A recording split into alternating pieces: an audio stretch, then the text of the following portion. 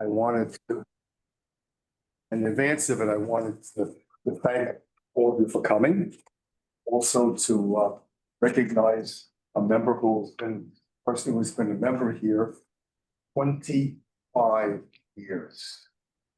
All looking at it down there in the corner. Ah, how do you? Glad to be you. Thank you for 25. Actually, I was against the 40-something years. That doesn't count. But I was only 6 when I started. Yes.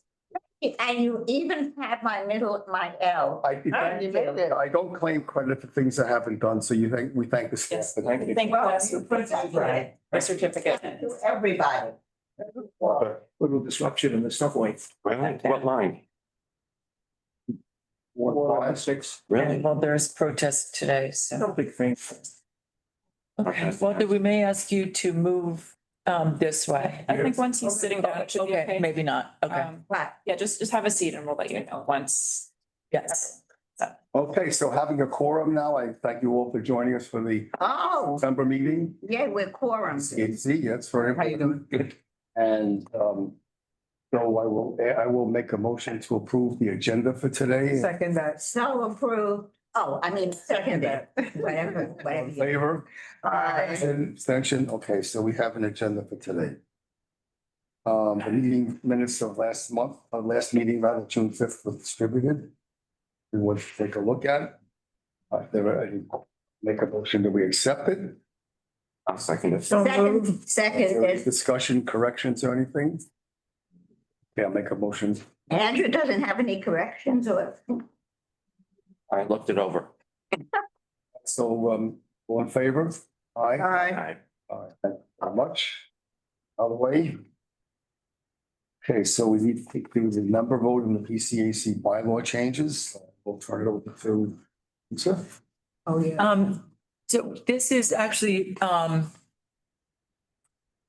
not a vote on the bylaw changes. This is a motion to, we began this conversation on the PCAC bylaws at our last PCAC meeting, but then it was interrupted and we didn't take it up again. So we have a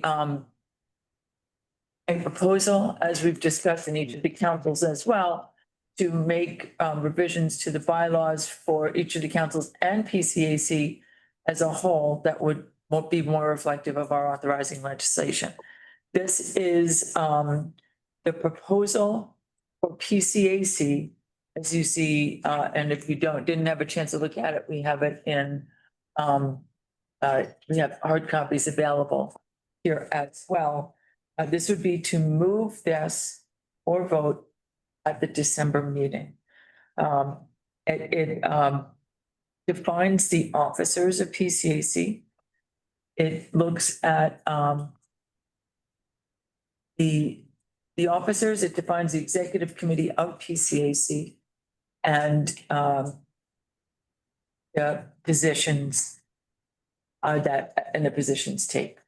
Without going into the specifics of each of the councils, without going into the specifics of each council's structure, as we had those conversations, which are continuing. It does not go into the same issues about that are at the more council specific level of how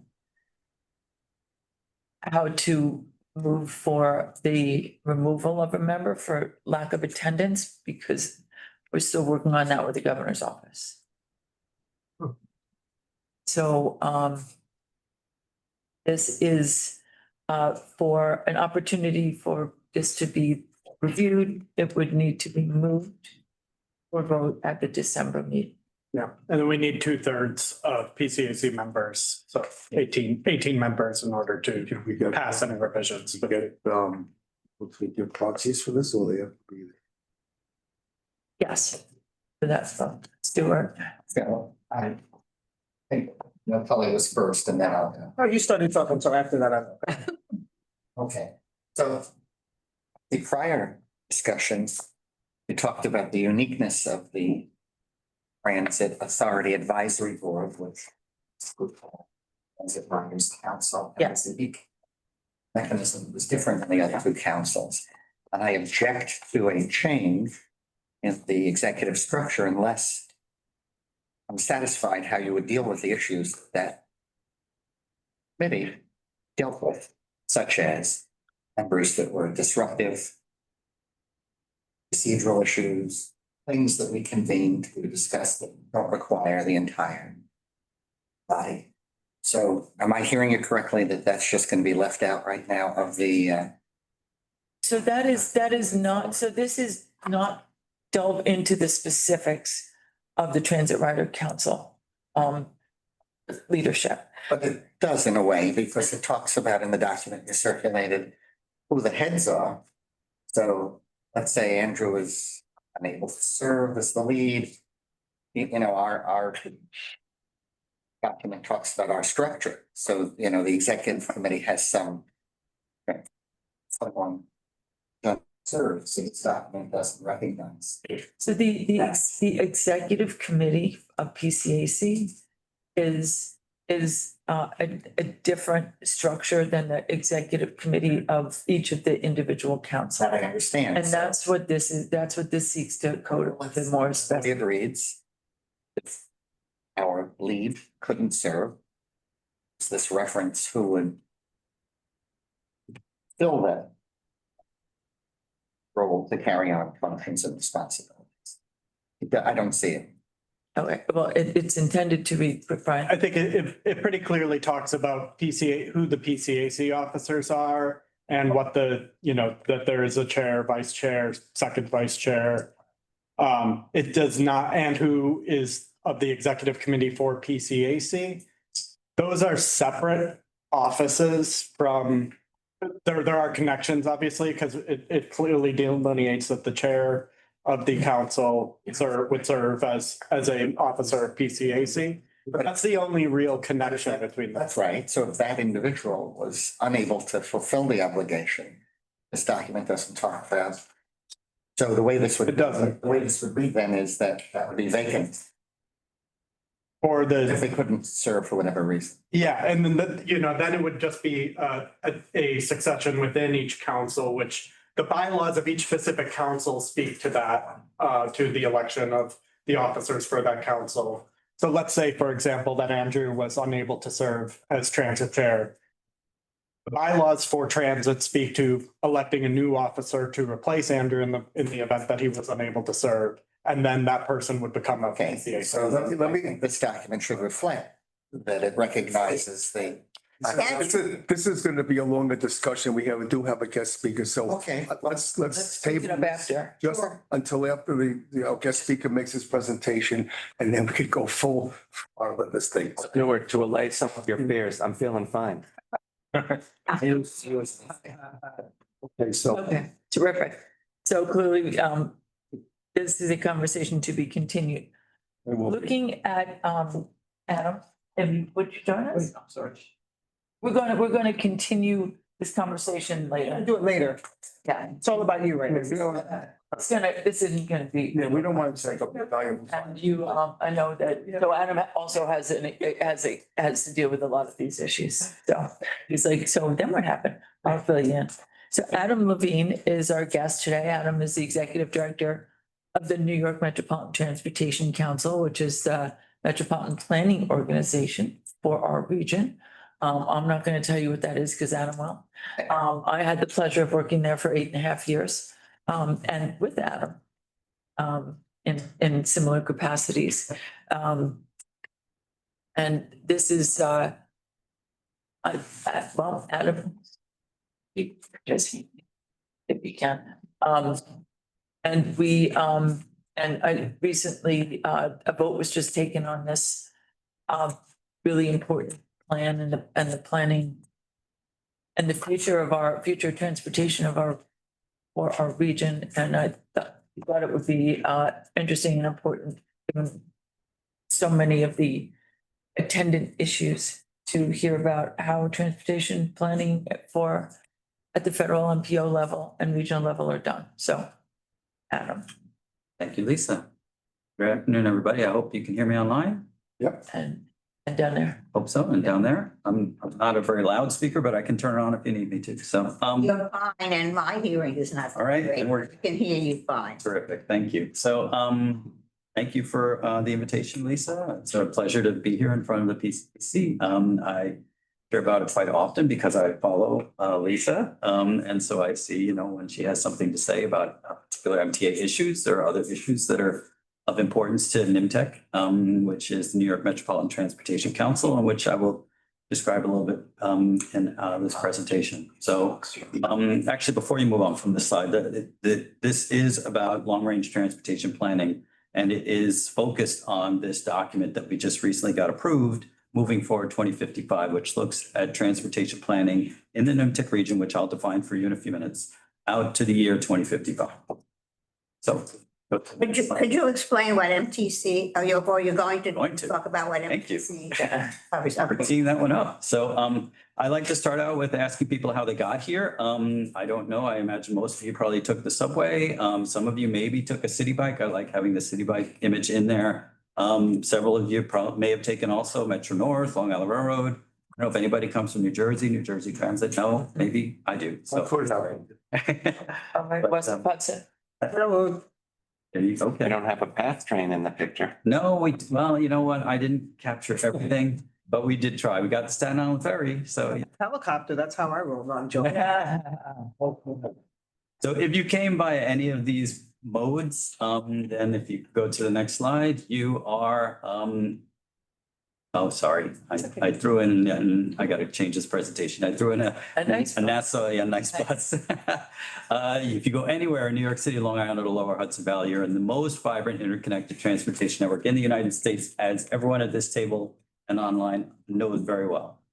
So, and welcome to NIMTEC. NIMTEC, as we like to think of it, is the center of the universe. We're across the street, as Lisa pointed out, but so therefore the center of the universe as regards to here is just a little bit further, I guess, is that east. Could you back up on just one thing and Sure. lower metropolitan transportation region? What counties is that? I'm going to describe that to you. So, Oh, you are? Okay. Yeah. I'm sorry. okay, I'm going to tell you who we are. You don't have to, I mean, if after I do, you still have questions, I will go back and do my homework, but I think you're going to hear about it in just a moment. No, we'd have to do our home.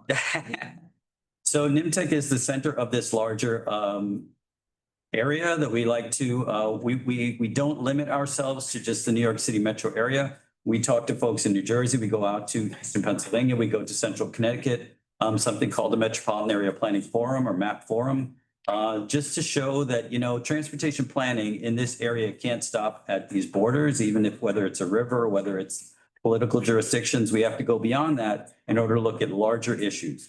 So we're looking both geographically wider and we're looking forward chronologically. So if you can go to the next slide.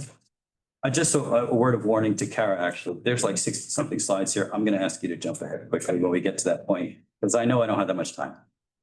So what is NIMTEC? We are a collaborative forum. Well, I should back up to the first sentence. We're a regional council of governments. So what that means is we are made up of, and I'm going to show you that in a minute, but just to tell you right now, New York State government agencies, New York City government agencies, and the suburban counties surrounding New York City, which are Nassau, Suffolk, Westchester, Rockland, and Putnam counties. So the goal of what we try and do, our mission is to serve as a collaborative transportation planning forum, to talk to develop sound technical information that we can share with our members so they can make strong decisions based on that data. We also, as this plan is going to show, put out a shared regional vision for transportation planning, and we do everything we can to capture maximum amount of federal funds. And that's one of the reasons why we prepare this document. It's federally required.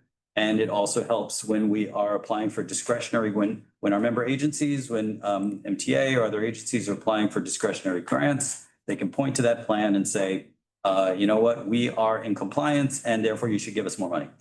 So yes, you can jump ahead to the next one. So these are our voting members. We have 9 voting members. MTA is a voting member, as well as I mentioned, the suburban counties. New York City is represented by New York City DOT and Department of City Planning. New York State is represented by New York State DOT. We also have several advisory members, including federal partners, Federal Highway Transit and EPA. We have the DEC in there, and we have NJTPA is the Metropolitan Planning Organization just across the river in New Jersey. Port Authority, of course, and New Jersey Transit. So why do we do a long-range federal transportation plan or a regional transportation plan? It's because it's required, because it's called for in the federal guidance, the federal regulations. We have to look out 20 years. The folks down in Washington, when this was written, didn't want people to just throw money at a problem or, decide at the last minute how they were going to, build a transportation, a new transit network or, a new highway. They wanted people to know that this was part of a planning process. And we do this every 4 years, and particularly in areas that have issues with air quality, which we do. What is a regional transportation plan? As I mentioned, it's federally mandated and it looks at least 20 years in the future. Ours, as it turns out, looks 29 years in the future. We try to keep it about 30, but we rounded it to 2055. It just, It looks better. it looks better than 20. I don't know why. Anyway, That's so the year that all subway stations are supposed to be made accessible by. So there you go. there, I wish I could take credit for that being the reason, but I'm Now you can. Now we can. I'm glad it aligns. That's great to know. Thank you. So it's updated every 4 years and it is that blueprint for to help guide federal funding. So what is it? You're going to hear more about this and I'm going to walk you through the process kind of briefly, but maybe a little bit longer than I'd like. So if I'm going into too much detail, you can tell me to hurry up, Adam. I'm good. So it covers all modes of surface transportation, which means for the most, well, Port Authority does a lot of work with surface transportation, but their airports are not us. We don't talk to us about airports, but the roads that go into and out of the airports, the transit networks that connect to the airports, yeah, we can talk about that. But for the most part, it's highways, streets, public transit, bike and ped. Certainly bike and ped has been growing a lot more in the last few years. There's an active transportation component in our plan that has grown. We featured active transportation last year as the theme of our annual council meeting, which takes place in February. It's certainly something that's getting a lot more attention and rightly so. So we also address key transportation activities, operations and management of the transportation system, which is of course very important for the MTA, safety, security, and regional finances as well. Yeah, you can just jump straight to this. So there was a pretty robust effort to get public outreach on this plan. At the beginning, when we were starting this out back in 2023, we went out to many different locations. We used all these tools that I'll just go through briefly. Pop-up events, online focus groups, virtual outreach, and public review. We have a website, movingforward2055.org, which is going to change. At some point, we're going to move it under the nimtech.org website, but for now it's there if anybody wants to take a look. We went to several pop-up events. We know we can certainly have meetings in our office here on 25 Beaver Street, but not that many people are going to come. Let's go where the people are. So we went out to these festivals and these street fairs, and we went to the White Plains Trans Center. That was me visiting the White Plains Trans Center back when we did that. And we asked people what their issues were with transportation, what they wanted to see improved, where they saw there were issues. We had lots, everybody gets a series of blue dots and they can put a sticker where they have a particular issue. Next. Oh, sorry, if you can go back. Yeah. So we had 400 plus attendees at these pop-up events, people just walking by at a street fair and just stopped at our booth. And so we were able to identify, for instance, safety and security was a higher issue in Bedford-Stuyvesant than perhaps in Nyack, but congestion was a big issue in Huntington. White Plains had issues with land use to improve transportation choices. So these are the kinds of things that would help us focus on the particular needs of the particular areas that we're talking to. So next there, we had online focus groups that would talk to those particular topics, among others, environmental justice and coordinated human services. Next, we had virtual outreach activities in areas, as I mentioned, like active transportation, technology, and freight. And some of the survey results, we got close to 3,000 comments on this back in, most of those comments were in late 2023, early 2024. Actually, they carried through 2024. And they were comments like the one that's shown there, 79th Street, one station is way too loud. I thought that was interesting because when I'm down in the subways, that's something I noticed, but I wouldn't have necessarily thought, hey, there's an opportunity for me to give a comment. I'm sure you guys are very well aware of the fact that those comments can come through you. But, for the general public, they may not see that. And I was very happy that we were able to capture that kind of feedback and convey it to the member agencies so that they could see where people's interests are. So the plan's context, we do a lot of work, as I mentioned in our mission statement, with collecting data. So we did a lot of work with socioeconomic and demographic forecasting. And I think if you want to go out, go to the next. Forecasts are for the NIMTEC region is 10 counties, New York City plus the 5 suburban counties. But we go way beyond that because that's where the travel shed is for the folks that are coming into the city or commuting around the city. We have to go well beyond the city limits. So we go into Connecticut again, further north in New York, in the Hudson Valley, and then into New Jersey. Next, so this was some of the work that we work very closely with the member agencies. We collect data. Department of City Planning does a lot of great work here in the city. We work with the suburban counties as well to capture whatever data they can share with us. And this is what they showed us. They showed us that over the course of the next 30, I mean, this is now 30 years from now, trips are going to increase. I mean, we have just under 13 million people in the NIMTEC region taking, in 2019, it was 23 million trips. That was pre-COVID, of course, but expected to grow to 27.5 million daily trips on this network by 2055. Daily transit trips, as you see, are going to go up almost 30%.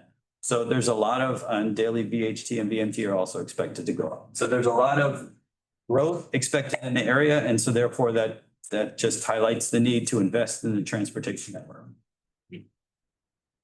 Freight flows, no surprise, everybody, if you get packages delivered to your apartment, to your house, you know that freight has definitely grown a lot. We've heard that from the member agencies, that, where freight used to be something that went to, the warehouses and then people would go buy it at the stores. Now freight deliveries are out on the streets all the time. And those percentage changes are definitely expected to go even higher in the coming years. So yeah, we had to make some assumptions as we were going into this, what kinds of transformative change we expected to see. I mean, we're in a sense, we're a little bit fortune tellers here, trying to see where things have gone over the last 5, 10, 20 years, and therefore try and predict where they're going to go. And some of the things that we see that we anticipate are going to impact the transportation network are technological advancements, AI, EV vehicles, et cetera. Economic and land use patterns, of course, are going to adjust and hopefully grow. Environmental imperatives, certainly not going away anytime soon. Demographic changes are always, there's always an evolution in demography and or in demographics, and then policy and regulatory evolution. Next is disruptors, some of the things that, are more difficult perhaps to plan for, like extreme weather, and yet we still need to plan for them, like extreme weather events, energy transformation, changing demographics, life, work, style expectations. That gets into a little bit of telecommuting and things like that. Changing land use patterns are similarly related to that, and cybersecurity, which is always something we need to keep an eye on. So this is a little bit more about what we're looking to do in our visions, goals, and objectives for the plan. And this is where I'm going to be asking Kara to jump ahead because we went into a lot of detail here that you're not going to want to. But I'm happy to share after the meeting if folks want to take a look at it. So guiding principles we identified through some painstaking work over the course of the past 2 years. Painstaking to the point where some of the members said, maybe we can make it a little less painstaking next time around, and we're going to be looking into that.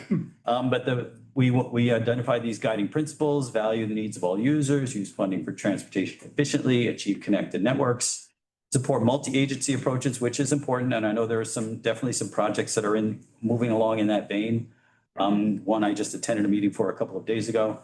Integrate the regional transportation system, achieve multi-system accessibility and operability, engage the public, of course, that's built into everything we do at NIMTEC is public engagement.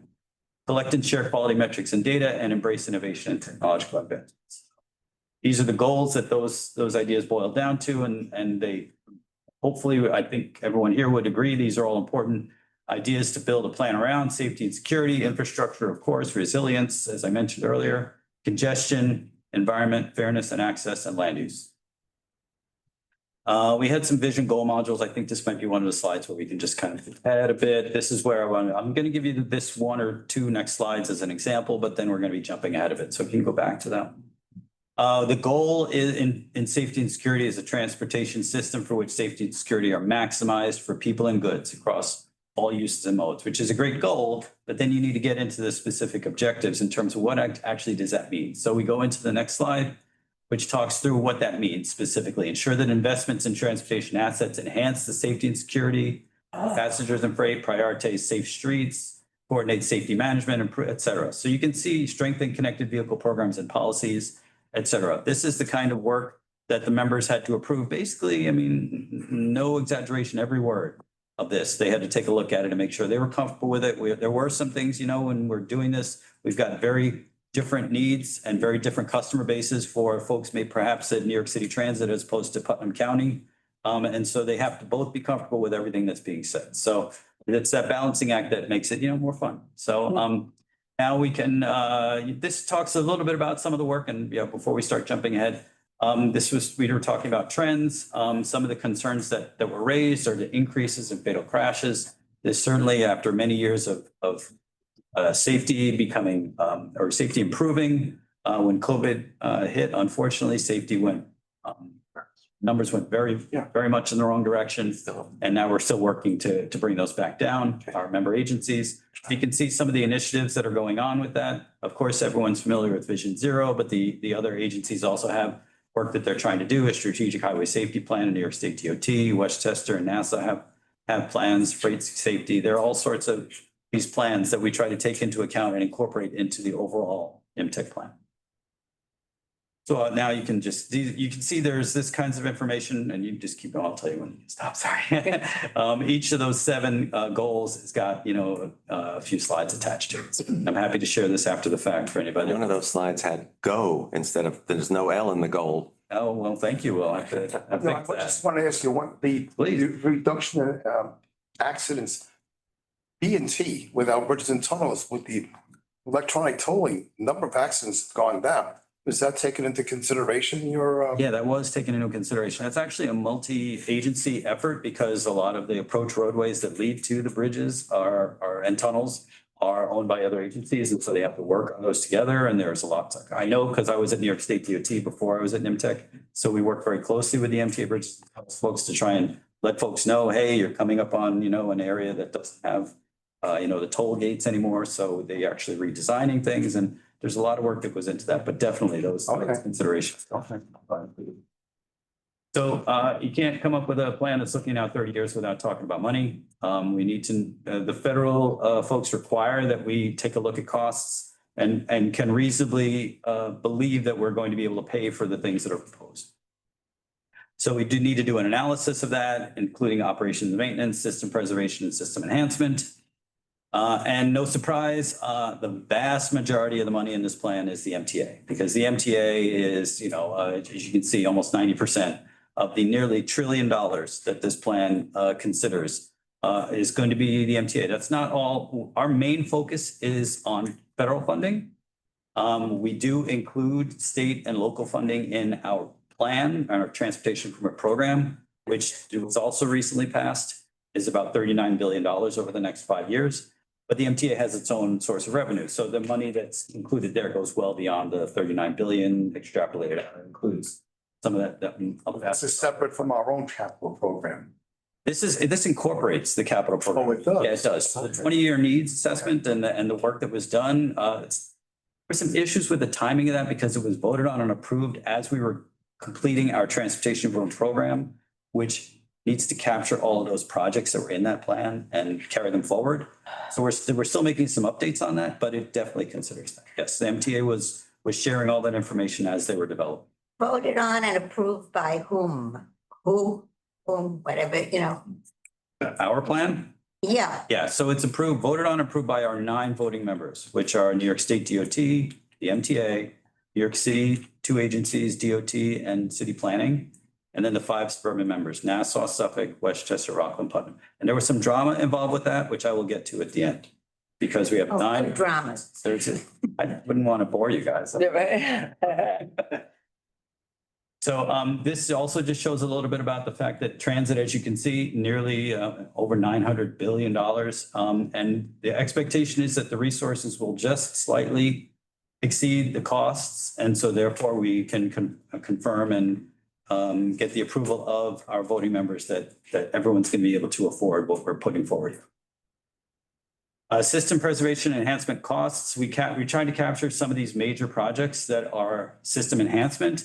As you can see, of course, Interborough Express is there, ADA accessibility at subway stations is there. Second Avenue Subway, phases 2, 3, and 4 are there. These are very big ticket projects that we are very happy to see in this plan and to help support. And they're not all federally funded projects, are they? Right, they're not, but if they require federal approval, we're not just federal funds, we're also federal approval. So if there's an environmental impact statement or some of those processes that need the feds to say, okay, the feds say, well, did you loop in NIMTEC? So that's part of perhaps why some of that stuff shows up. Actually, yeah. So there are additional financing strategy. Yeah, I just kept this, if you can go back to that one, sorry.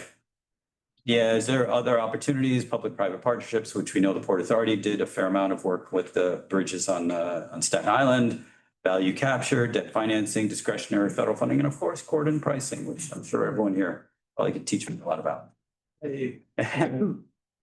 Yeah, just quickly, I'm sorry, yeah, the special elements, just to, we're almost done. Active transportation, key plan appendices, I mentioned the active transportation plan in part because one of the reasons why our council meeting this past February was focused on active transportation was because I made a trip to the Jersey Shore, Asbury Park, and I was very happy. My wife encouraged me to rent a scooter, which I, always had these dreams of a Vespa and, Roman Holiday from, Audrey Hepburn, Gregory Peck. So tooling around Asbury Park on that device was so much fun. I said, well, we got to talk more about this. And I'm happy to see that I am probably near the end of, the adopters of this idea. I mean, of course, we all try to walk where we can, but, e-scootering and I guess biking, they're definitely growing, and it's definitely something we wanted to focus more attention on. So we were happy to. Coordinated public transit, human services, transportation planning is something we've heard from our suburban members, especially where they have to consider how they're going to get, as folks are aging in place in the suburban counties, how are they going to get from home to doctor's appointments or to other places that they need to go? And a large part of that is through coordinated public transit and human services. Regional freight, of course, we already talked, freight is growing. Title VI is of course, federal law and something that we want to make sure we incorporate. And then environmental mitigation and new consultations. So I think, we're almost done. You can jump ahead to the next one. So that's okay. Yeah, next one is that. There we go. So this was where we were, the plan development end game, which is, I don't know how many folks are familiar with the Joni Mitchell song, Big Yellow Taxi. Okay. Yes. So I threw that in there because Everyone on this side of the table. I forget the band that redid it in the 90s, but in any case. Doesn't.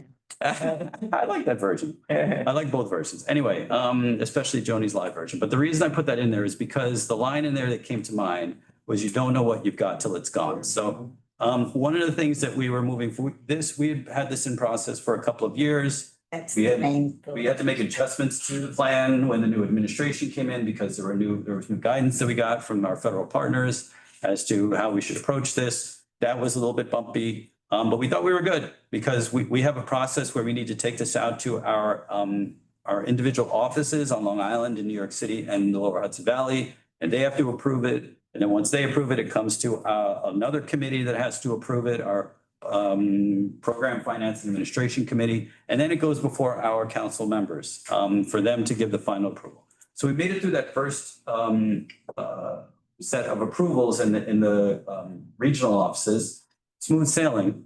But then we had some issues come up where some of our suburban members, particularly members on Long Island, felt that they were not getting included or the major projects that they wanted to see included weren't captured in this plan.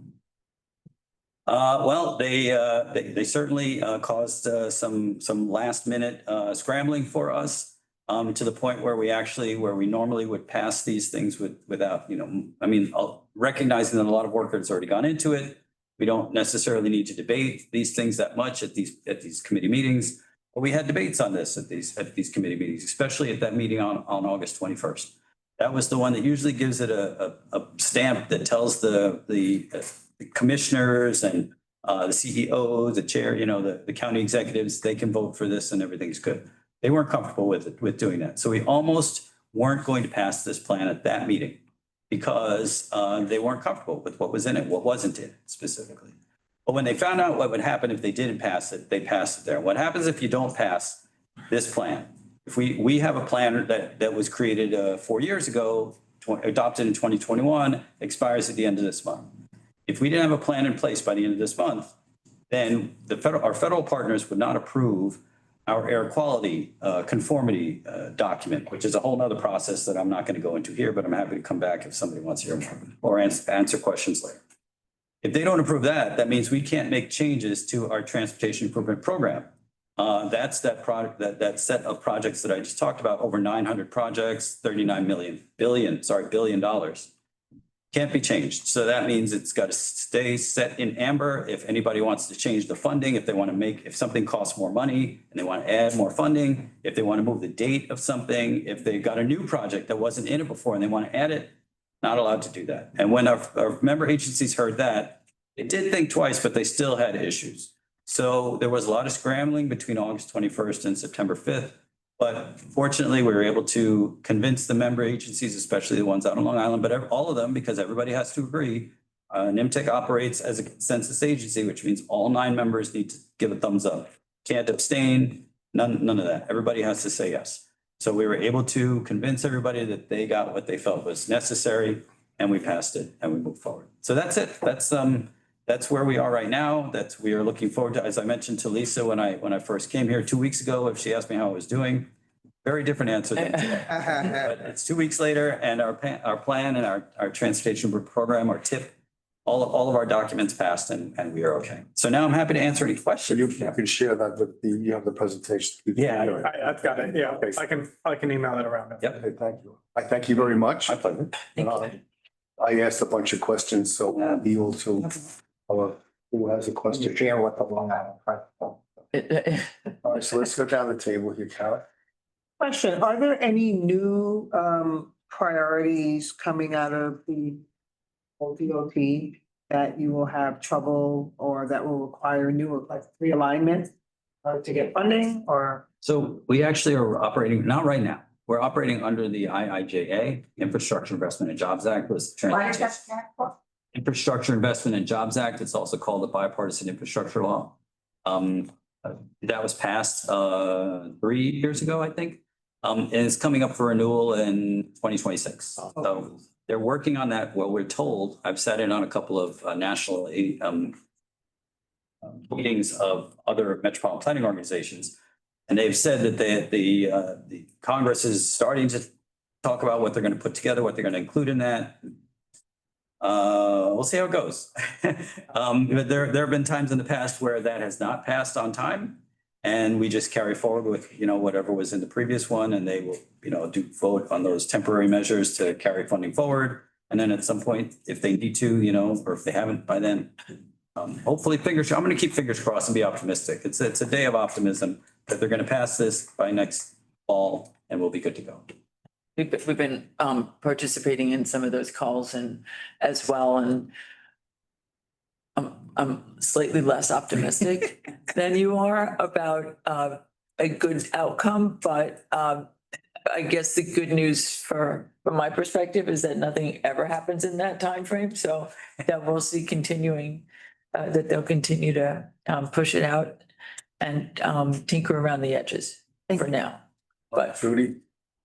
I don't mind, I don't mean this to sound negative, but who actually, you do all these reports, you do everything. Well, let me ask a different question.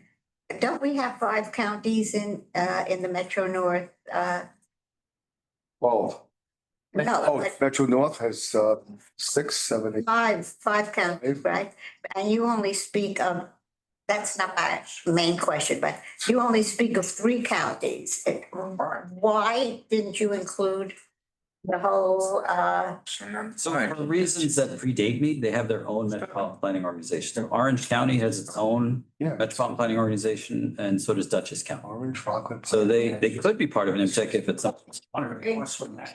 6. MTA and everything else? Why didn't you just reach out for these other 2 that are part of everything that we do? So 2 thoughts on that. One is we do that. Actually, our air quality analysis includes Orange County and Dutchess County. The other thought is that those two metropolitan planning organizations in Orange and Dutchess also have MTA members. So the MTA sits in and listens on what's going on in Orange County, what's going on in Dutchess. But it was state legislation that created us. So we would need to change that and they'd need to be absorbed. And I don't know that they're looking to be So absorbed. you never inquired why it didn't include all of the MTA counties or anything? So can I just go, so historically, there was a tri-state planning organization that included Connecticut, New Jersey also, and the other counties. And that was broken up in the 70s or the 1982. 1982. Why? Well, it depends who you ask, according to Okay. Each of the. politics. Say you talk about, I could say why or how, but so there's no way of changing it or including the other two. I mean, Yeah, you there's, know, well, I mean, I guess what your question seems to be asking whether we're leaving some folks out of the analysis. I don't think that we are. I think we are including the vast majority, but we also recognize that those other metropolitan planning organizations have to talk to the MTA, have to get information from the, to make their own plans that include the MTA. So they're covered. TA has 5. Metro North, look, I live in Manhattan, so I'm not, but it doesn't seem, to me at least, it doesn't make sense that if you're saying you have the MTA. About it. Yeah. So let's just. No, I'm just, it's a query, We're gonna okay, move on. okay, no, now, but, no, but. One question, please. Oh, I'm sorry, you didn't say one question. Well, Can I just, I didn't think I had to say it. Everybody else asked one question. can I, No, I would, The question would be, I don't mind her asking. okay, all right. no, fine, no, let everybody else, and then if there's time, I will ask the other half of my question. So just very briefly, so can you share what if any Long Island proposals were added at the September vote? And whether any of them have anything to do with New York City? They're roadway projects that the county executives felt were not included. And one of the issues that was expressed to us, and this is the best practice, that, you know, we're trying to learn from any mistakes that we may have made or any things that we could have done better, is we get funding, I guess what we call planning targets that come from the state, and they're given to each of these geographic areas, Long Island, New York City, and Lower Hudson Valley. And then we work with those individual geographies to try and figure out how we're going to spend the money. They don't necessarily look at what the other geographic areas are getting. So when they did, and they saw that New York City was getting so much money and maybe the Lower Hudson Valley was also getting, then they got upset. So one of the things that we want to try and do when we go forward is make sure that everybody knows what everybody else is getting early enough in the process that if they do have issues, we can try and flesh it out then. And, you know, at least make sure everybody feels like they're getting a fair shake. We feel like they did. Road, not rail. No, it was not rail. It was not rail. Thank you. Well, I should say, though, that the county executive, certainly in Suffolk County, is a strong proponent of electrifying the Port Jefferson branch. Oh, yes. And I'm sure, yeah, he's probably mentioned that many times. Yeah. And he mentioned that to us too. Okay, thank you.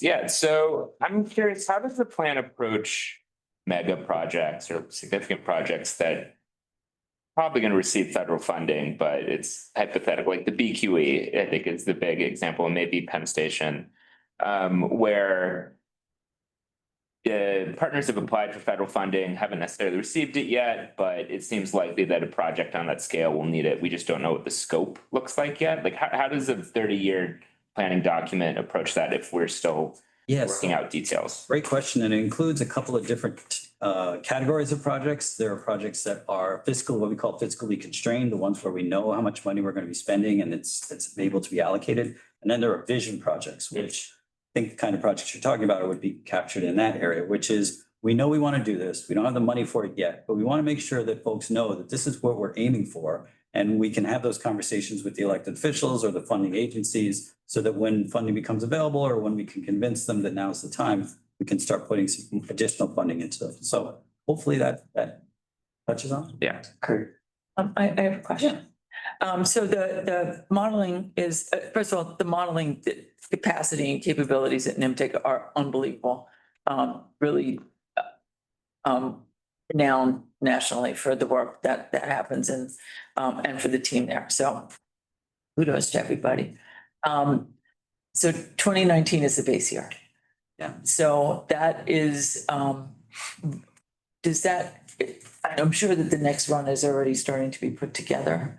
So is there an interim set of numbers that we're gonna see post-COVID that might inform other things before the next plan? Well, that's a great question because the next plan is going to be developed. Started already. Yeah, I mean, well, we haven't quite, but we've talked about starting. Already. Yeah, we haven't started the paperwork on it, but yeah, for sure. So we have a requirement that we need to update that model year within 10 years of the previous model year. So we need to get it done by 2029. I don't know if you deal with the same issues with state contracting that we do. Okay, they have certainly delayed I things dealt a with little them bit. there. Okay, they're going a little slower than we would hope. We had hoped to be well along in this process. We're only hoping to get it started relatively soon. And the part of the process I'm talking about is regional household travel surveys, which is a big part of what we need to do because we need to find out where people live and where people are working and try and incorporate that data and how they're getting to work, how much telecommuting they're doing, all of that. That is difficult for us to do. Just capturing it from Enrix or other providers. We really want to go out there and get that data. So we're in the process of capturing it and we're also making some plans to try and smooth the process to get us to 2029 as quickly and easily as possible, the best way to do it. But I'm not sure that we're going to be able to have the kinds of numbers that you're talking about. I know every month we're working on updates to the plan, to the model. But it's been a struggle to try and incorporate telecommuting because those numbers have been changing and it's a big, as you mentioned, it's a big model. So to try and incorporate that has been a challenge. I guess let me get back to you on that if that's okay. Yeah. Can I ask the other half? Second online? Okay, Good, okay. So we're Vice, yeah. doing members first. Oh, I'm sorry. Members was there first and then Sorry. somewhere. he said I could ask the other half. I was just answering. Then please don't take this personally or whatever. But it seems that every one of your member organizations has their own planning department, both long range and short range, and working on all of the projects that you spoke about. So if you could explain what, I don't mean this to sound negative, but why are you needed if every one of your member organizations is already doing what you're doing, or at least as you've laid it out to us, what you do? Well, some of our members have more resources to do more of the kinds of planning that you're talking about. Like, for instance, the MTA does their 20-year needs assessment. The city, the state may be able to, I worked at the state and I know we looked ahead. I don't know if we looked 20 years or 30 years ahead. We would look 5 years ahead, maybe 12 years ahead. But some of the other members may not have those resources to look that far ahead. So the fact that we can bring those resources to the table and help them get those questions answered and help them do those plans out for 10, 20, 30 years, we think that that's definitely a benefit for the entire area. The other part of the answer is we need to make sure that everybody's talking to each other. What we provide is almost a round table, from King Arthur's era, for everybody to come and talk so that everybody knows what everybody else is doing. So that, if somebody in Suffolk County is doing something that might be of interest, even if it's not necessarily going to connect directly to what's happening in Westchester or Rockland or New York City, maybe it'll spark an idea that they therefore could take to their constituencies. So everybody should know what everybody else is doing. Everybody should know where everybody else is spending money. Everybody should really have an awareness of what's going on, even if it doesn't necessarily change the plans that they're developing themselves. Yeah. So it's you're talking about communication. That's a big part of it, is communication and collaboration. Yeah. And I mentioned multi-agency projects. The Interborough Express, it's a transit project, but it's going to impact New York City streets. It's going to impact New York City planning, land use decisions. It may impact other state agencies. So it's definitely a project that's multi-agency. And that's something that we also bring to the table, is when there's a project that one, I guess, is an obvious going to land with the MTA, but there are others where not really sure who should take the lead on this. We can help bring everybody together and try and advance it. I'm thinking specifically of a project on, this won't impact you guys necessarily specifically, but I-495, the Long Island Expressway, as it goes through Queens and then goes through Manhattan as local streets and then picks up in New Jersey outside the Lincoln Tunnel. There's a project that's there to try and smooth the flow of that, and it involves many agencies. I think the 20 or 30 agencies are involved with that. We can help bring folks to the table and talk about things like that to make the overall regional transportation network better. And with that, I just want to know if you're involved with congestion pricing.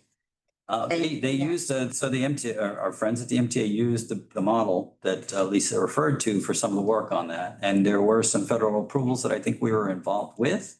And we certainly attended meetings, but it's been an MTA led, or actually MTA, New York State, DOT in New York City, I guess, for the sponsor agencies for that. Okay. So you wouldn't get sued. Hi, we have somebody from outside. I think we said it, everybody had a chance to click.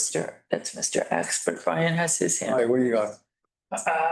Quick question is about, since New York is such a magnet for so many things, and there are things you can't quote unquote plan in the sense of like 10, 15 years, but meaning like you got World Cup coming, the World Cup games and everything coming, and how that's and how that affects everything else and everything, you know.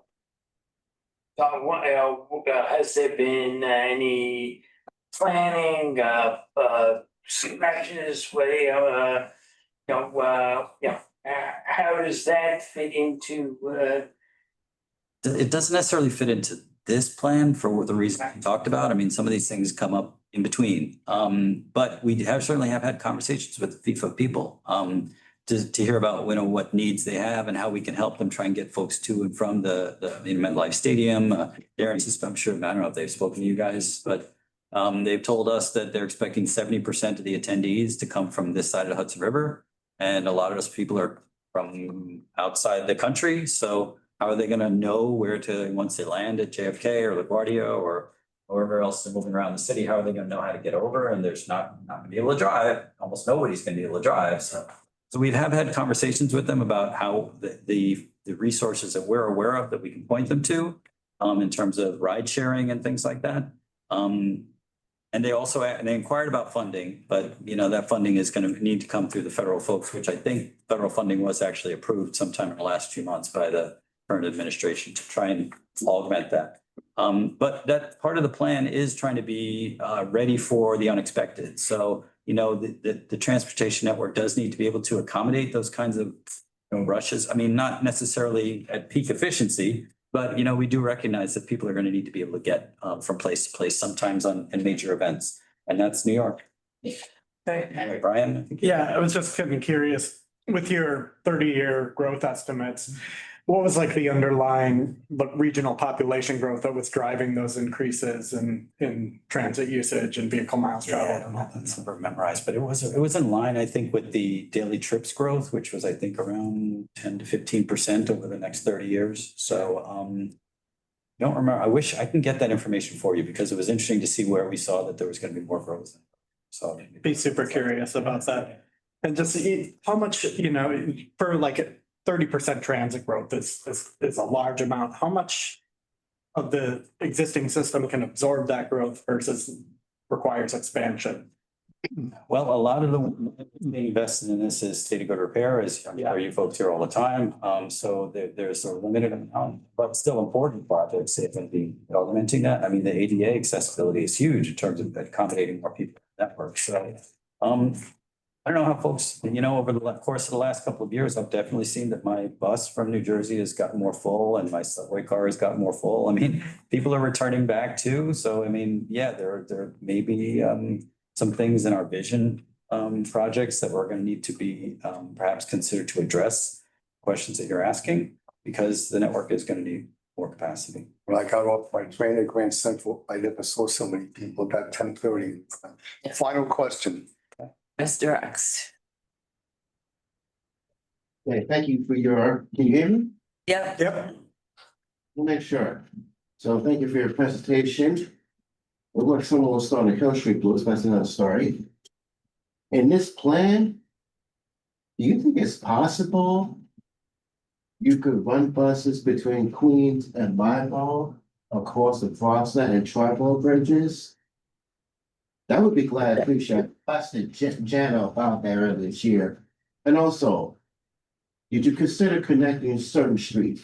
Did you consider connecting Southgate Avenue by Classman Park to Lewis Boulevard in Queens?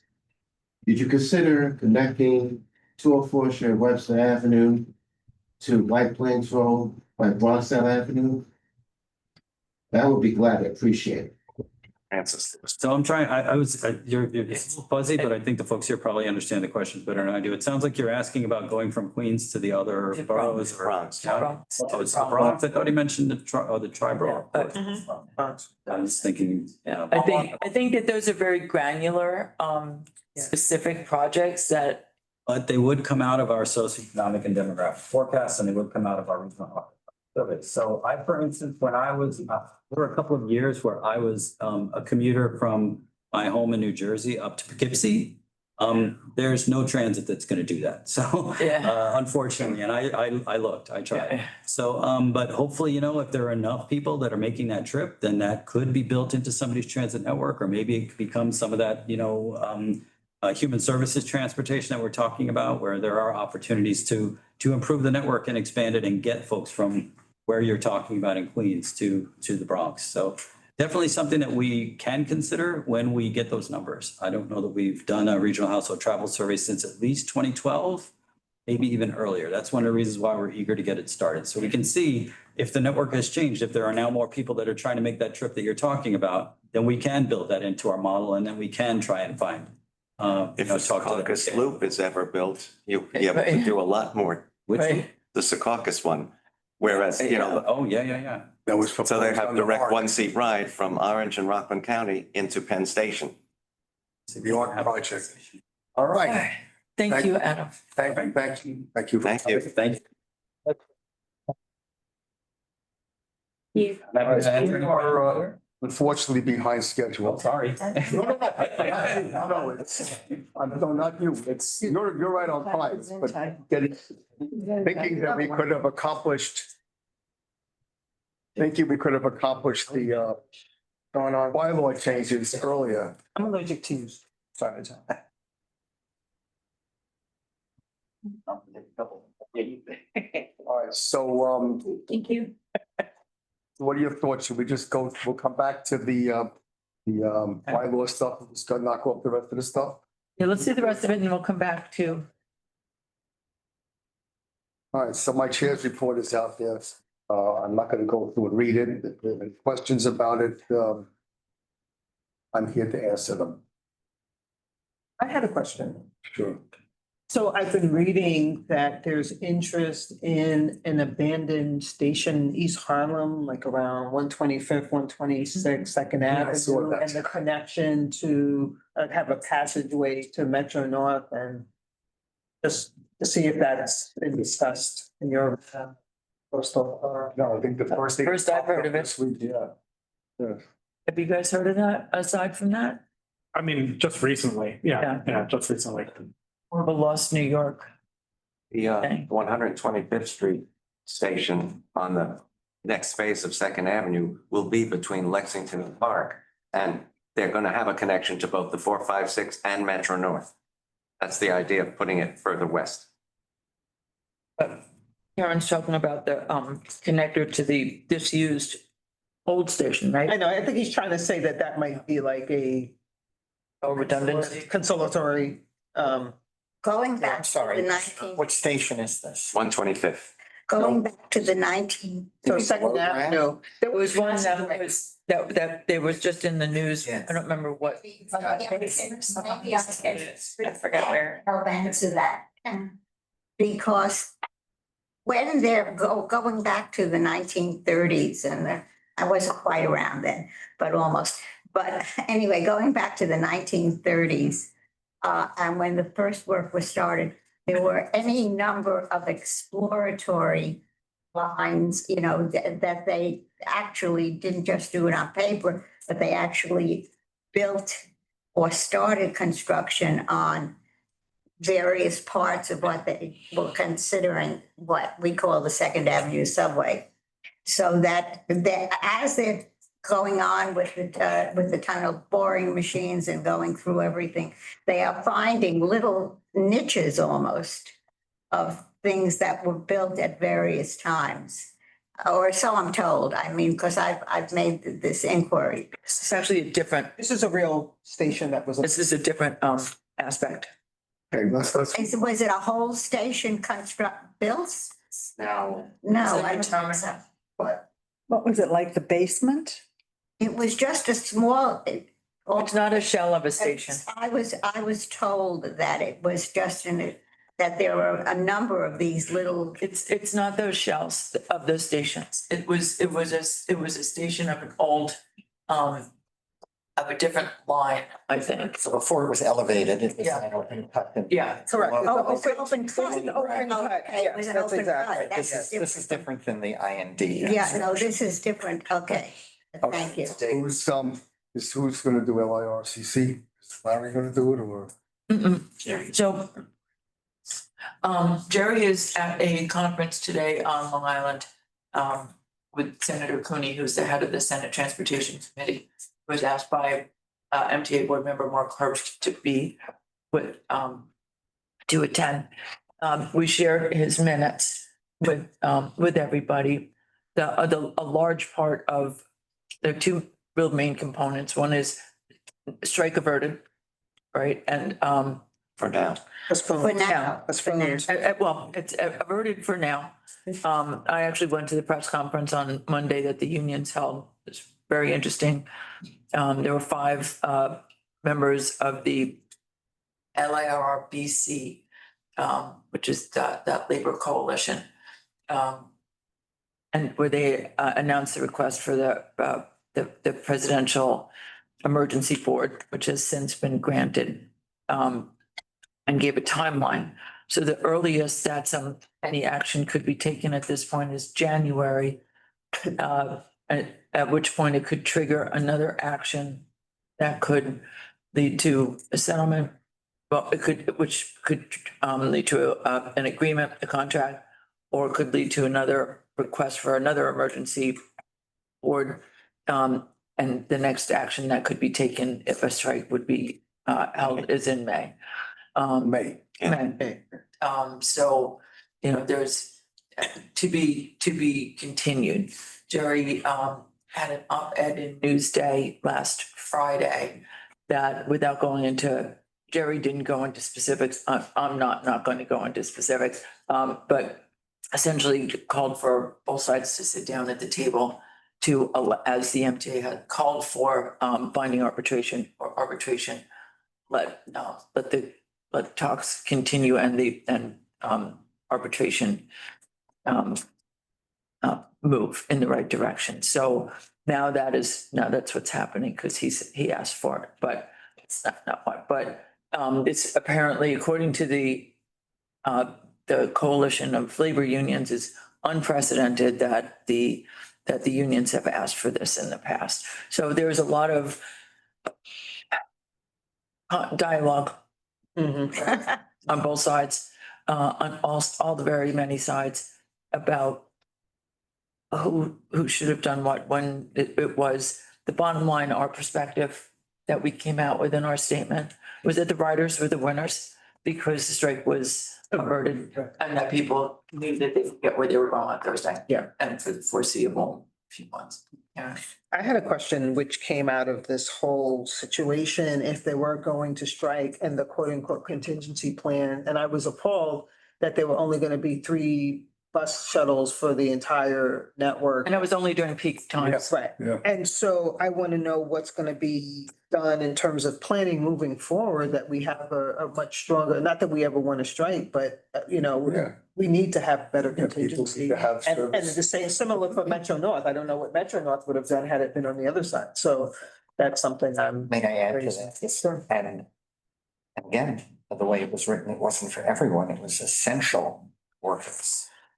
So they didn't define True. what that was. So even if they did have a limited option, it's unclear who would apply to, unless they meant, firefighters, police officers. There was no determination. You didn't have to show your card or anything like that. That way, which It was if you had to go in and you had no other way of getting there, then you. But only could from avail Tuckahoe, yourself. Belmore and Hicksville. Time when there's a strong call for back to the office, so like people don't even necessarily have that privilege. We should make a suggestion that they should redo the plan to at least provide hourly service after the peak hour. Well, yeah, there, and from more stations, but I think that there should be what would make sense is for there to be a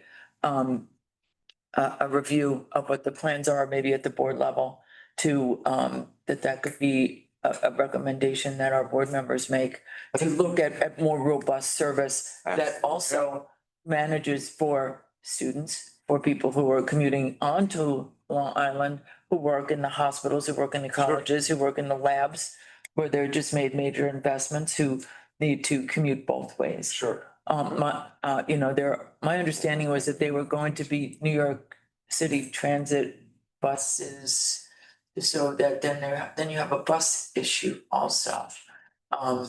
Or bus. Cause some of those places, I yeah. thought they were private coaches they were hiring. Well, I asked, at somebody's request, somebody asked me, being this room, whether it would be considered crossing the picket line to get on a bus. I was told that there were going to be transit drivers. So I don't know if you can have New York City transit drivers on a private coach bus. No, it would be private companies. That's not what I was told. So I think that there, one of the talking points was that this happened very suddenly, that the release from mediation on the federal level was very quick. And actually, everybody I've spoken with felt that that was true, that it was much sooner than anticipated and it sort of just happened. So it was a scramble to come up with an alternative plan. Well, now there's several months. Yes. Yeah. So there's an opportunity to come up with a better plan, B and C. Hopefully it doesn't come to that, Yes. but that's like emergency preparedness. That's what I was just about to say. 101 is critical, Yes. particularly because there really aren't alternative routes, and the coordination with Nice Bus and Suffolk Transit should be more robust as well. Okay, let's go on to Andrew's report.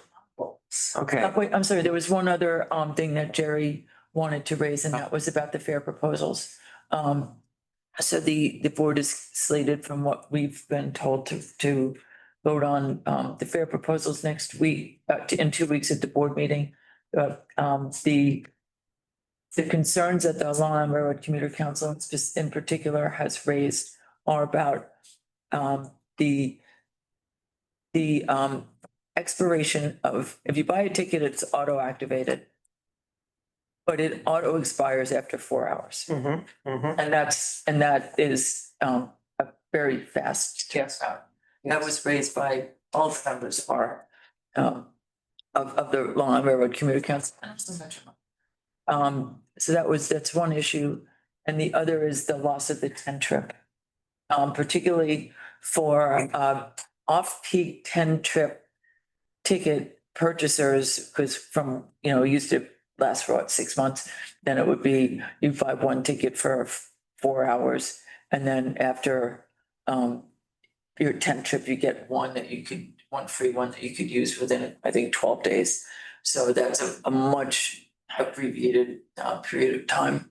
I had a question, sorry. And then it would be, I think, how much percentage, a significant percentage loss for It amounted to a 23% increase. Yeah. In the most extreme case. Wow. 3%? Wow, yeah.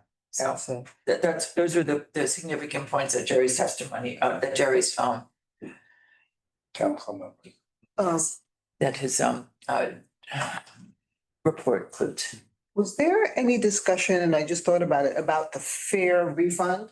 Like, right now, it's like $10 to return a ticket, and so if your ticket is like $7, like, you can't even return it, so if something happens, so are there any adjustments to, or that's gonna stay? There's been no details given about that, and that was another thing we raised in the testimony. It's, plans change and there's no guidance given on what refunds and caps.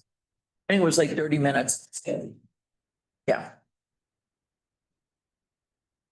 I just can't, the life of me can't understand the rationale to put 4 hour time limit on a one-way ticket. We're hopeful that will be a change that's made, but haven't seen anything. Andrew, Okay, lots to talk about, and most of it is good. Second Avenue Subway Phase Two contract is underway. It's going to go up to 125th between Lexington and Park with a 106th, 116th, and 125th Street station. $1.972 billion projects, and the contracts are out, so the work is beginning. So that's great for East Harlem residents. I was fortunate to be at the groundbreaking of the Interborough Express in Brooklyn on the New York and Atlantic freight tracks there. And everybody was very excited about that. There were representatives from Brooklyn, from Queens, all levels of politicians. Obviously, the governor was there to kick it off. Chair Lieber was there and many others. It's going to connect 19 states. It's going to have 19 stations. And it's going to connect 17 subway lines and a Long Island Railroad line. It's getting 166 million in state funds to begin all of the studies and everything, but it will require federal funds. And given what's going on in Washington, we don't know how that's going to pan out, especially since we still have congestion pricing, which they are not happy about, but which is doing amazingly in results with clean air, fewer traffic accidents. When did you ever remember hearing, and when you heard a traffic report, that the waits at the Holland and the Lincoln Tunnel were 15 minutes, because that's all they are these days? It's really doing exactly, and it's providing the amount of funding that the MTA was hoping that it would.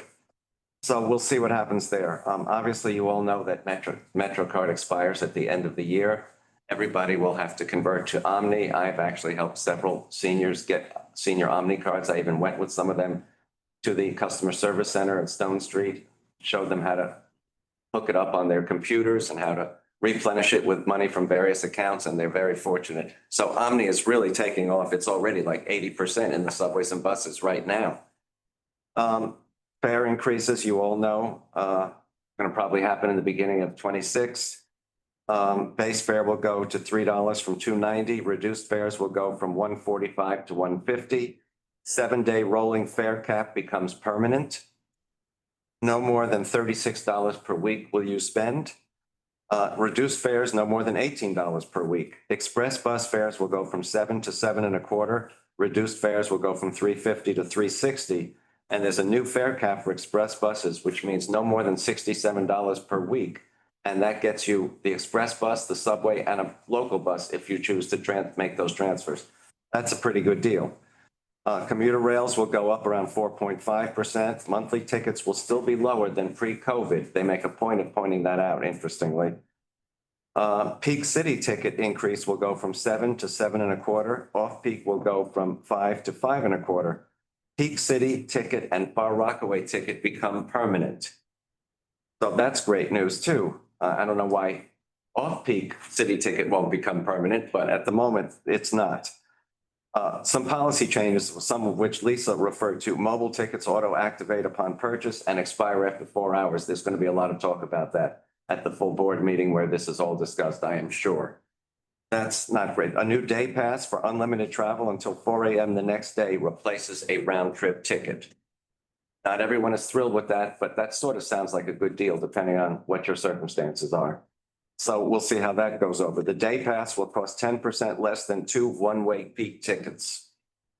Unlimited day pass also is available for city ticket. The Far Rockaway ticket holders will be $14.50 peak, $10.50 off peak.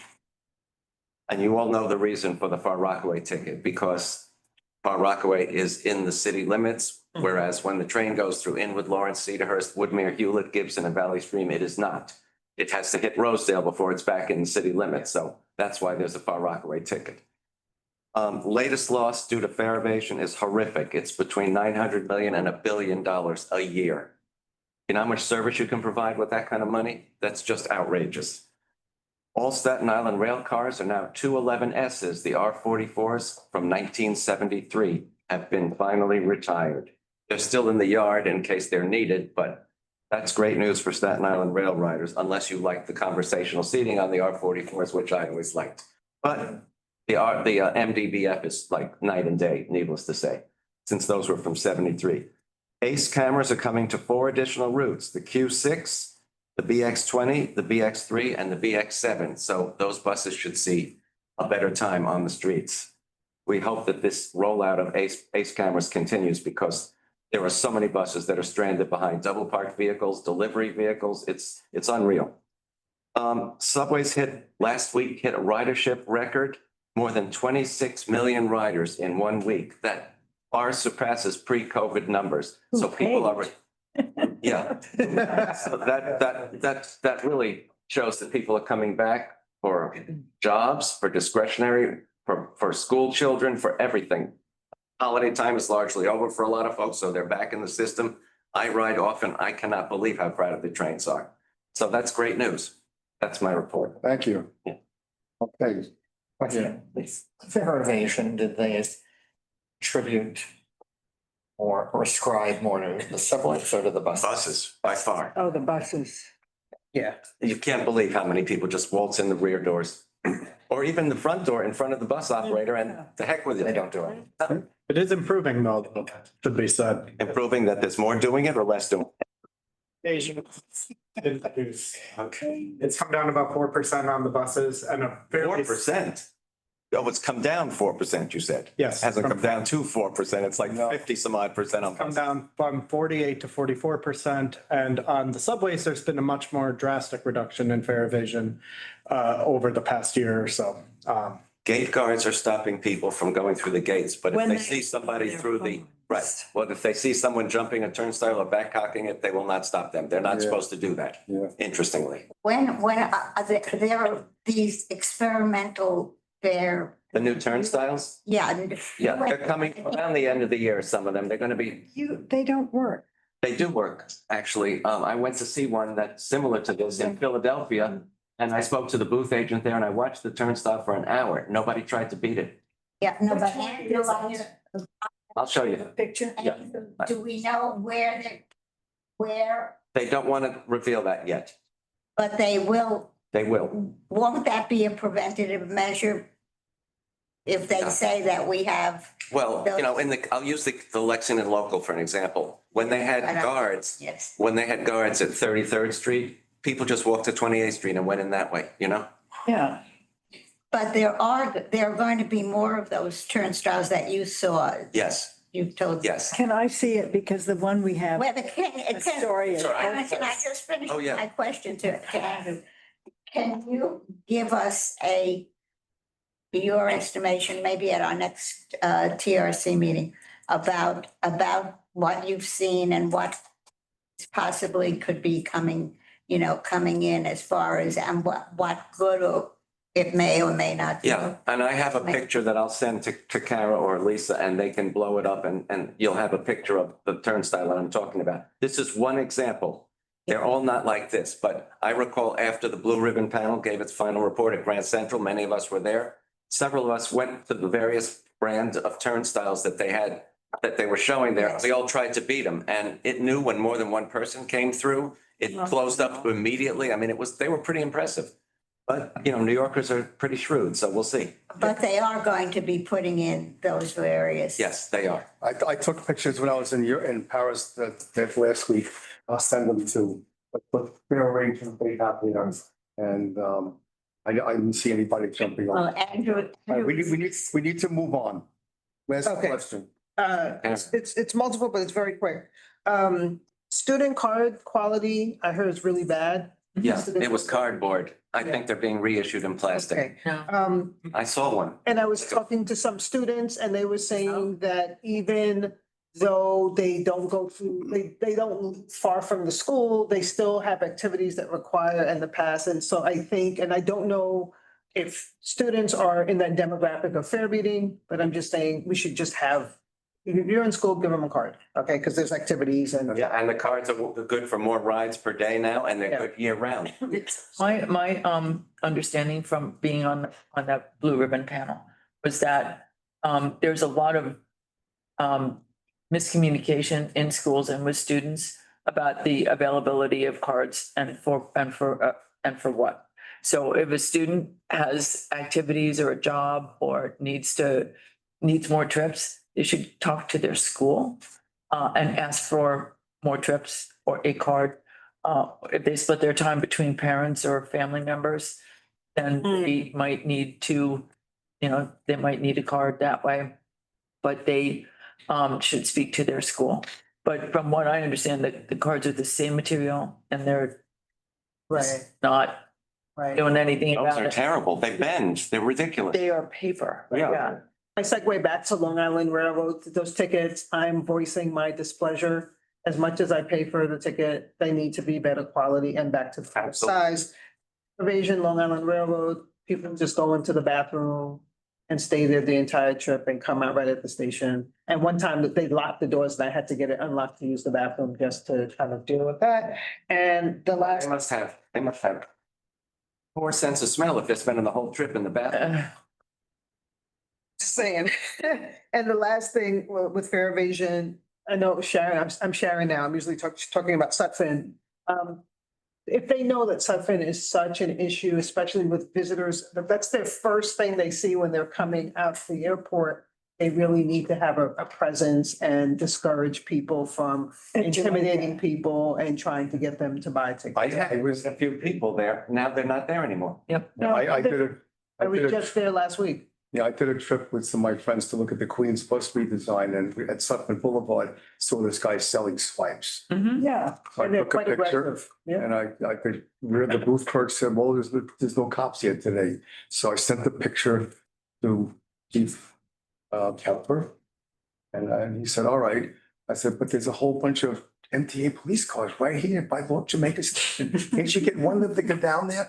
He says, I'll notify them. Anyway, I forgot about it. And on the way back to New York, my phone rang. And he said, I just want to let you know that I got a call, arrests were made in that situation. Oh, okay. So, but the guy had a wad of, They let them a go. wad of bills. I mean, my hand is big. And then he had the cards and he dropped the cards on the floor and there was a big scramble to pick them up. Okay, did you have a question? Yeah, has there been any response from the MTA on the idea of improving the visibility of when your Omni weekly cap begins and ends? Because when you scan in now, I know one thing that came up in the report is that it's kind of a pain to figure out when your weekly fare cap actually. There's gonna be readers that you'll be able to tap and it'll tell you what you have left, when your cap is over, all of that. Right. There's been a large demand for the ability to do what you could do with a Metro card with the Omni. That's a no-brainer. They're gonna have readers. Great. But they've also said you should just make yourself an account and then go online and look at it that way. I have one, but it's a pain. Yeah, it's not, Especially if there's traffic. also, that's not the right. We're moving on to the next one. No, It's hard. How much money I did you not have. ask anything on And this. how much. Okay. Yeah. I just want to ask a simple question. Even not at the reader, at the turnstile, Mhm. you should be able to, tap it at the machine or at a reader. Yeah, Great. Yeah. we are, When are we getting our Omni cards? we don't know yet. That's all I'm. Employees don't have them yet. Probably by the end of the year, because we're phasing out. behind schedule here. All right, so the next item is besides the discussion about the changes to the bylaws. Oh, Larry has a question. Go ahead. Larry? Well, my question was, there's going to be a lot of changes because I was at the press conference in the meeting this morning in regard to transit and what's running and what's not running because of United Nations Week. And I don't see the MTA putting out a lot of information telling people what's open, what's closed, what buses are running, not running. I think somebody's got to be able to do something because I heard Adams was telling us he was reading a laundry list of stuff that's not going to run and stuff that's closed and open. And I think the MTA right now has done a very poor job of communicating what's going to be available during UN week. And it starts Monday. Yeah, that's a great point. They probably are putting together their weekender list now. But yeah, agree. Can we call somebody? They're probably working on it. Okay. But you might, Andrew, you may want to have, that may still be. I think it was going. Hold on, Judy. Andrew, you may want to follow up with Shanifa and find out what their I will. time is on that. The news, Thanks, on Laura. the local news this morning, they announced that the governor and the affected agencies, they didn't specifically mention the MTA or the transit authority, but that many changes, not just transportation. And that was supposed to be covered in a press conference, I think tomorrow morning or later today. Well, Larry just came from a press conference that was discussing There it. was we just had a Larry? press conference right now with Mayor Adams. That's what I'm aunt. talking about, yeah. That already happened. That happened this morning. Mayor Adams was there, Tish James, the commissioner, the guy is in charge of Secret Service. But the changes that they are going to do or to implement, especially because of the leaders that are coming in, including Mr. Trump, is going to be insane to the point that I'm trying to figure out how I'm going to be able to get there every single day because I've got vehicles and I got to get into the UN and what transit lines are going to get me or how am I going to get from Penn Station to the United Nations. And even I was confused listening to what Central. Adams was saying is going to be closed. Larry, go to Grand Central. Yeah, and walk down that way. But, you know, I mean, I've got the credentials to get me in, but the entry points are, you know, oral. It's crazy. Yeah. Yeah. And when Trump comes in, it's going to be, you think it was crazy now? It's going to be crazy times 10. So they didn't cover that at this press conference this morning? Oh, they did. Adams read off a laundry list, but that was to me and to the people that happen to have been listening to the press conference. People here are gonna follow up offline. Okay, we're done with this Okay, conversation. I'll shut up. Okay. No, Thanks, Larry Ballard. you're okay. Yeah, no, sure. Mr. Excesses. No, we can't. But we'll take, Stretch, we'll take the, we'll go to the Q&A stuff at the end. All right, so quickly your report and the rest of the stuff, then we'll finally come back to what you want to talk about. Yes, so I talked about the fair hearings and the fair and what's happening at the board. So PCAC staff was at, I'd like to say all of the fair hearings, but there were 3 fair hearings, which is in my opinion, insufficient to talk about some of these, the magnitude of change that's happening. They were all in Lower Manhattan. They were hybrid hearings. The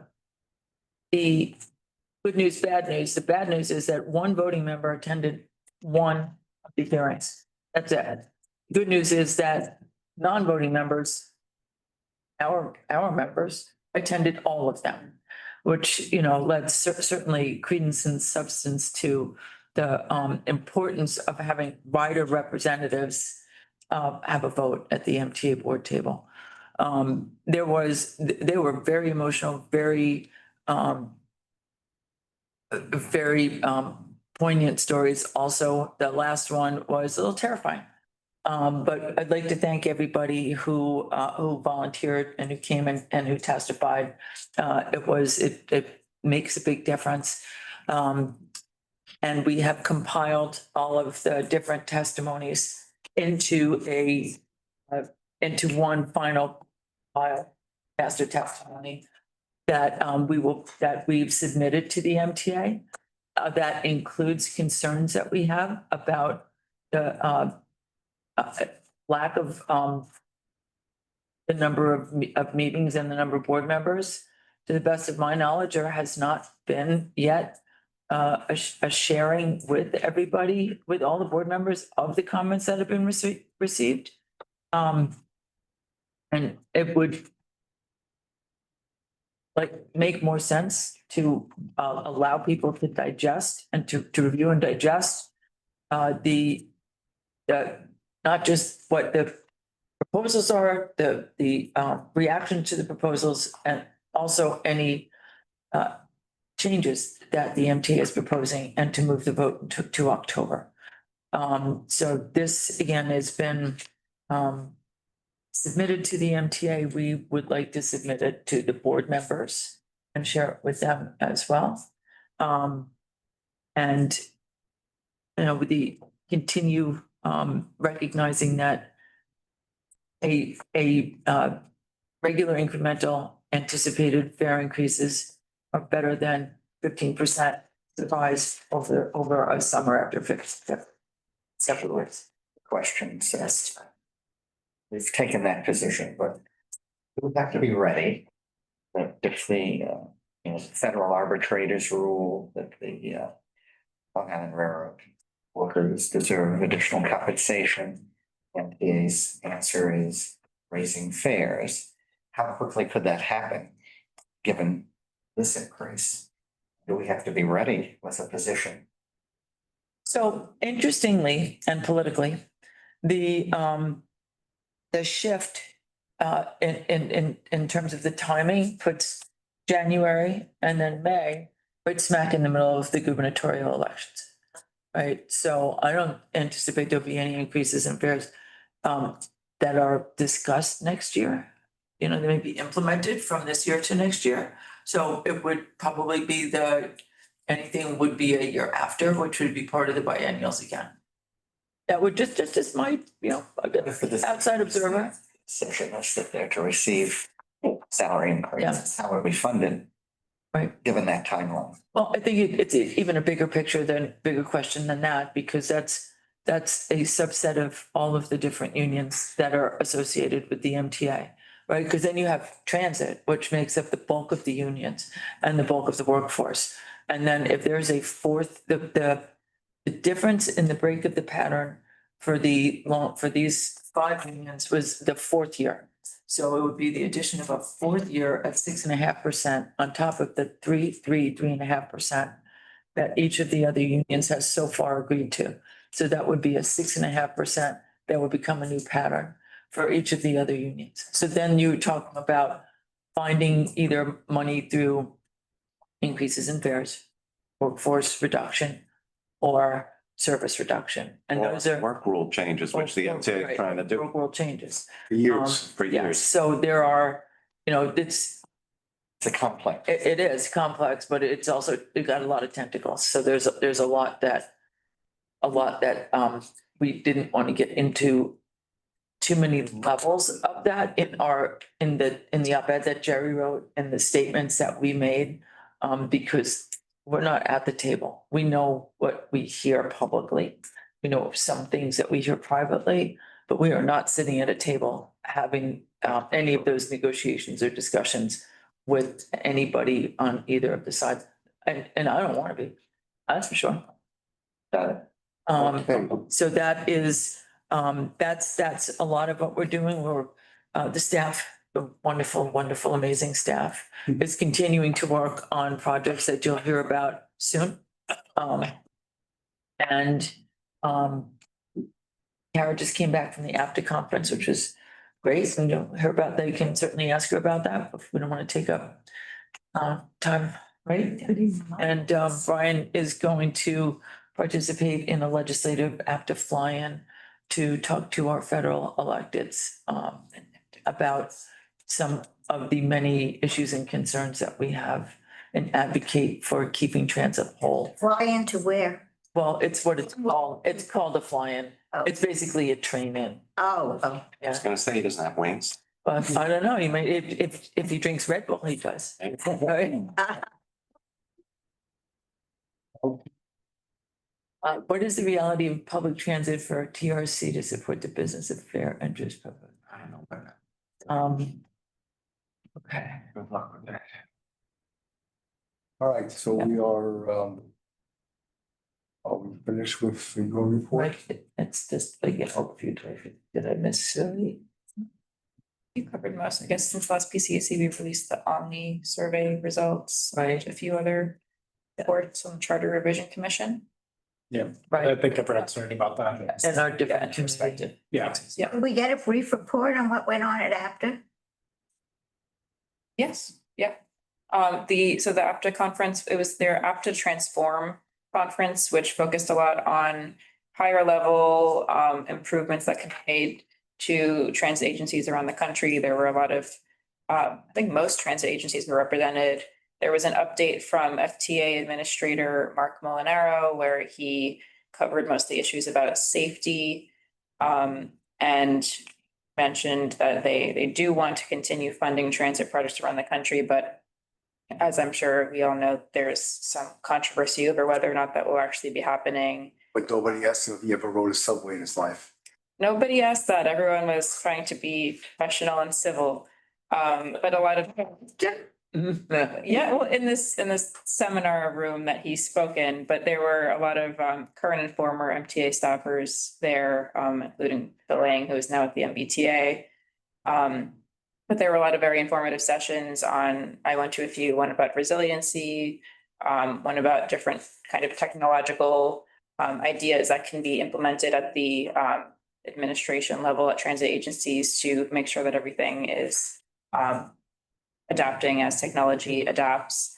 And also representatives from a lot of different companies, including Cubic and Masabi, that I was able to chat with about how things are going on the fair payment side. So overall, very informative, both on the session side and a lot of useful conversations I had with many people that I think will lead to some updated research that we can do in the future Where was health? in Boston. So Kara wrote the new Acela. It's very nice. Did I do want to, women in transit, any of the women in transit things that they usually have? that wasn't part of that. It wasn't there at. No, not at this after one. Oh, okay. There is one thing I want to just add to the some of the work that we've done that we're particularly proud of before we move on. That's in the fair proposals. I think it goes to some of what Mr. Jenkins is discussing here too. And that's the inclusion in the fair proposals of our recommendation to include to allow seniors, disabled riders to use their discounts on the railroads in the morning peak at the same time, as the same as they can use in every That's other time of day. Yeah. And that is included That is in happening. these fair proposals. And There it goes. that happened because of the advocacy of this organization. I 100% firmly, steadfastly believe that. And if Jack was here, I'd give him a good get. Jack has been very instrumental in that, but everybody has really done a bang up job in making sure that happened. So, and that's And also all the work that staff did to get us the Writers Representation Act. You want to just speak one moment about that? well, it's still in the works, the legislative session begins again. Well, does it ever really end? But Albany starts again in January, yeah. Right, so they're not. There is doing an end date, anything now. then it trickles on. The Albany kicks back into session in January, although the conversations with electeds continued. The Rider Representative Act is about giving our MTA board members a voting seat at the table. And again, my example of the people who showed up at the fair hearings, all three of the hearings, is really indicative of Lisa, who shows up. you said, and I think, of all the voting members on this board, there's, how many there are. Well, there's, One showed up at one of the fair hearings. That's correct? That's correct. That is really outrageous. well, you got to take about 6 non-voting members. That comes down to 14 Yeah. plus the chairman. Yeah, but There was a still, special board meeting, just one of the labor reps and myself were there. And they were waiting for the last guy to come in to make the quorum. Yeah. Mhm. Just want to make sure I heard that right. yeah, no, absolutely. So I've raised that and have been told that at the pop-up events that have been held, that there's a ton of good information that's being gathered and that board members have shown up for that. Which having gone to a couple, I find pretty hard to believe. So, It's one in mind, but I was out of town for the day that it happened, so I couldn't go. yeah, so the board meeting where we understand the vote will be taken is on November 30th. So, That was September. I'm sorry, September 30th, not November 30th, September 30th. And I'm dating myself in the future, but we be testifying and we may ask if for additional volunteers and elected officials.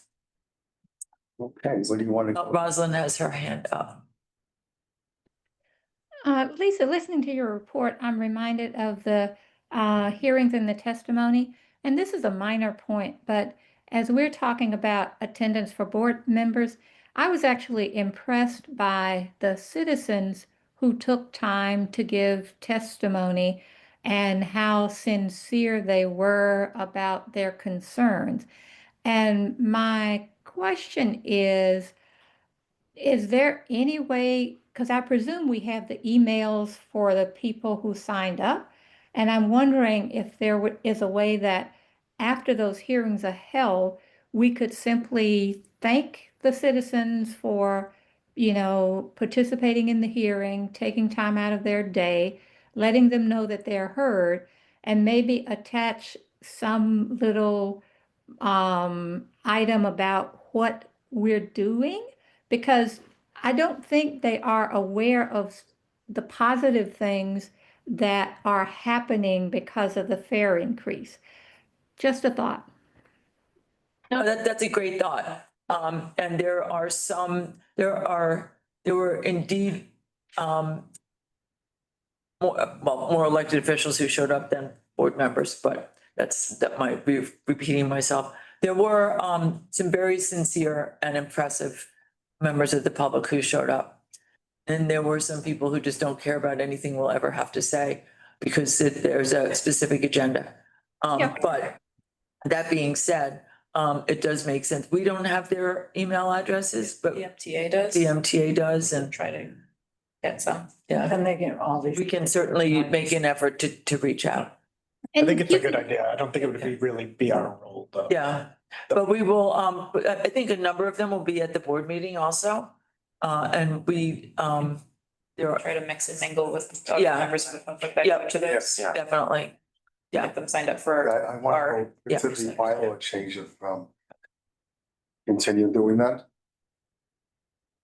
Okay, So the only point that I'm not going to continue is just saying there's a simple fix. Yep. By adding a sentence or a clause that said that if any of these individuals are unable to participate, then they refer to the individual bylaws of the components to fill the vacancy or deal with the temporary.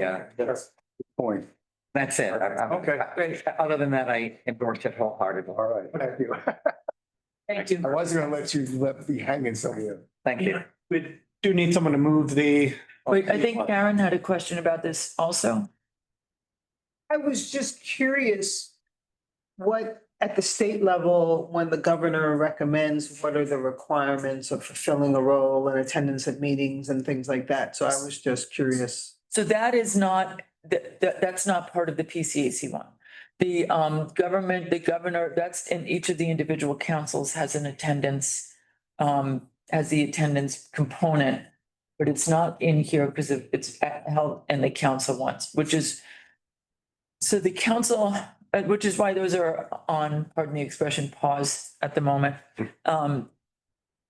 We have, as many of you know, a situation where we've been trying to deal with somebody who hasn't shown up or responded in years, and to have them removed. And right now, there is not really a viable process unless they self-eject. That's great. So we are working closely with the governor's office, and they understand the complexity and the severity of the situation, and have their legal eagles working on it. So once we find out how to manage this situation, then it will be easier, hopefully. The argument to present to the governor's office is by not making it easier to remove someone who never shows up, you're depriving this part of the region of an active representative. It would make that an easier case if they were up waiting to get onto the No, I councils, or understand. if those county executives were doing their due diligence to fulfill. Not an attorney, don't profess to be, but in the public offices law, there could be language that talks about forfeiture of office. They've Not in our statute, but no, they've shared that with us. yeah. And they've shared that, and it's very, there are very stringent requirements and determinants. And it's, oh yeah, no, they've quoted that to me, and it's been it's almost bordering on, criminality to get to that. It's replaced. Yeah, And I believe that's for elected people only too, not appointed. Yeah, so it's, but it's, we're getting there. We're getting there. It's like the progress of most government. It's slow, but it's progress. All right, so we satisfied still? Okay, well, we will make this and then we will, if we move that, then we I'll can make bring a it motion, back I'll move it. and as amended. I'll second them. Okay, and we'll get it back out and then All in favor? in advance. Opposed? Abstention? Okay. Check. Great. Excellent. Thank you. All right. I think it's getting to do that. Now, we have Mr. X still has his hand All up. right, go ahead. You got 30 seconds. Go ahead. Mr. X, you have your hand up. Must be tired of having it up all that time. Virtual. Okay. There you go. Just one question. Yes, sir. Regarding the volunteers who were constantly no showing. Is it possible I could replace one of them through the governor? And Well- also. But let me answer that question first. So you know the process for getting appointed or being recommended by and appointing elected official. So those positions a bit where we have the vacancies are online. So Okay. each of those vacancies requires 3 names to be submitted per vacancy. And then that county executive makes the recommendation to the governor's office.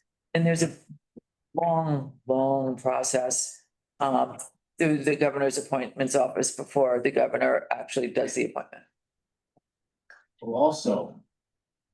I understand regarding the NICA committee, the NYC, some members were appointed, at least 2 were appointed so far. So.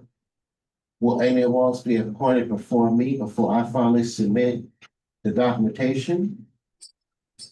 How should I submit? I have no idea. It's really not even close to being in our hands.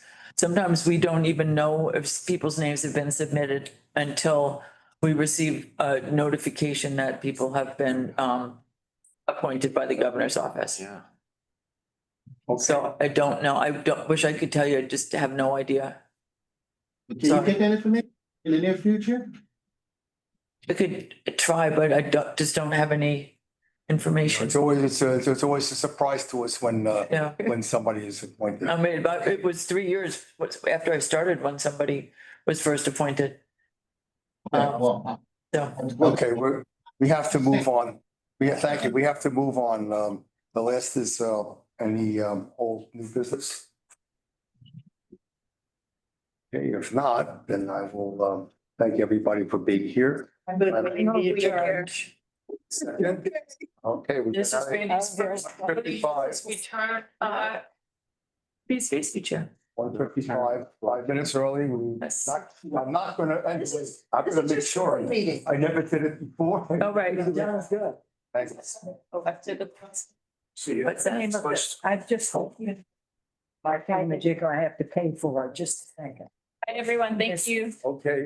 This one I have to pay for. So you have to say, "Oh, that's out of respect." Let me show you. I'm just go around the corner.